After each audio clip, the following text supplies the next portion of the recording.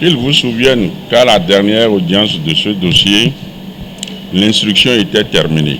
Et le président du tribunal avait estimé qu'on pouvait plaider ce dossier. Naturellement, il a recueilli notre avis et à cet effet, c'est le ministère public qui avait sollicité le renvoi à ce jour au motif qu'il n'était pas prêt. Donc dans notre entendement, nous venons aujourd'hui, c'est pour plaider ce dossier.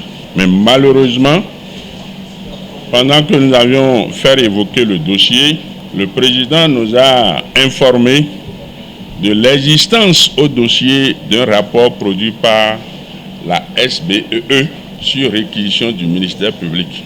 C'est un élément nouveau dont nous n'avions pas connaissance. À partir de cet instant, nous avons estimé que le principe du contradictoire doit être respecté. Non seulement nous avons besoin de consulter ce rapport, d'en prendre copie au besoin et, suivant notre compréhension de ce rapport, interroger celui qui l'a produit. C'est dans cette veine que déjà je pouvais m'insurger autrement, puisque le débat étant clos, une pièce qui vient encore au débat doit être discutée. Mais j'ai souhaité, en attendant d'en prendre copie, que la SBE comparaisse à notre prochaine audience, puisque l'évidence est là, le dossier devait être renvoyé avec ce nouveau document qui est versé au dossier. Mais il ne faudrait pas qu'on vienne à la prochaine audience et que nous ayons besoin de comprendre davantage ce rapport qui a été produit sans que nous ne soyons en amont informés et que nous constations que cette SBE-là, qui doit nous éclairer à travers nos questions, ne soit pas là. C'est pour une mesure de prudence, surtout que nos clients sont en détention pour homicide involontaire. Ce qui s'est passé est un drame, mais ça a une cause. C'est comme les accidents de tous les jours, de la circulation de tous les jours, excès de vitesse, dérapage qui amène mort d'homme.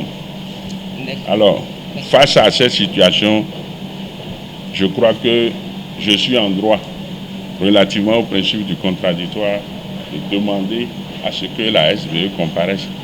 Mais beaucoup ont cru que ma demande tendait à faire de la SBEE une partie à cette phase de la procédure. Non. Les parties à cette procédure, à cette phase sont bien connues.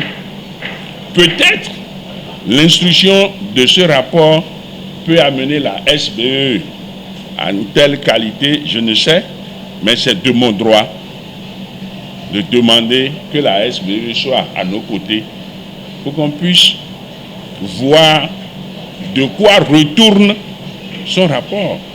Vous n'êtes pas sans savoir que nous sommes partis d'une coupure d'électricité que la SBE nous fournit, laquelle électricité, énergie serait venue entre-temps. Mais si tout le système était fiable, je crois, je ne suis pas un ingénieur en électricité, mais pour le peu que je connais, le courant a été toujours alternatif, je crois. Mais si en amont, la coupure peut être remarquée, mais en aval, la remise, non, il se pose un problème par rapport aux installations. Donc, la présence de la SBE qui s'est fait inviter elle-même à ce procès est indispensable. Si à la prochaine audience, la SBE n'est pas là, ce serait une demande principale que je vais formuler. Pourquoi pas soutenue par des écritures que je vais préparer à l'avance. D'accord, mais est-ce que vous avez pris connaissance du dossier rapidement, du rapport rapidement? Qu'est-ce qui a été consigné? Bon, je ne veux pas tomber dans ce jeu. Je ne veux pas tomber dans ce jeu parce que défendre la liberté d'un client que vous croyez innocent et aller lire à travers les lignes un document technique et dire que j'ai pu retenir quelque chose, moi je me suis abstenu à aller consulter dans le pool des avocats. Je ne veux pas faire de la figuration dans ce dossier. Je ne veux pas être un catalyseur qui ait conduit cette procédure à terme sans être satisfait du travail que j'ai fait. C'est pour ça que je ne pouvais pas vous dire qu'est-ce que le rapport contient. Je vais écrire et solliciter qu'on m'en donne copie.